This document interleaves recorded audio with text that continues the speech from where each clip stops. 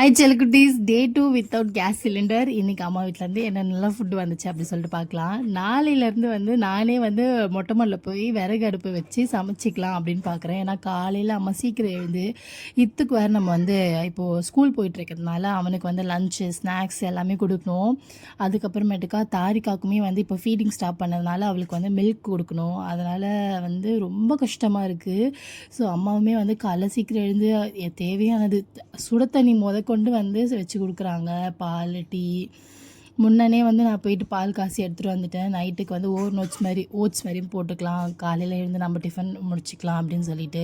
So இன்றைக்கி என்னெல்லாம் கொடுத்துருக்காங்க பார்க்கலாம். கொஞ்சம் ஃப்ரூட்ஸ்லாம் கொடுத்துருந்தாங்க. அதுக்கப்புறம் ஒயிட் சன்னா, 2 முட்டை, ஒயிட் ரைஸ். இன்றைக்கி ஒயிட் ரைஸு நான் சிம்பிளாக ஏதாவது பண்ணிக்கலாமா அப்படின்னு சொல்லியிருந்தேன். ஸோ ஒயிட் ரைஸ், உருளைக்கிழங்கு, பட்டாணி அதெல்லாம் போட்டு ஒரு சைட் டிஷ்க்காக ஒரு தொக்கு.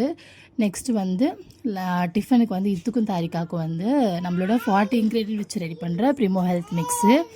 அதுக்கப்புறம் ஃப்ரூட்டு, ஆப்பிள் தோல் கூட சீவி போட்டு கொடுத்துருந்தாங்க.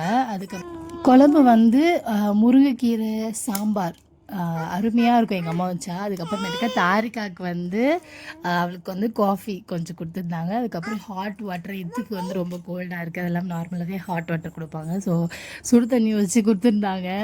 இந்த மாதிரி மனசு யாருக்குங்க வரும்? நம்மளே ரொம்ப கஷ்டப்படுவோம் கல்யாணம் செய்யறதுக்கு. ஆனால் அம்மாவால் மட்டும் தான் முடியதெல்லாம்.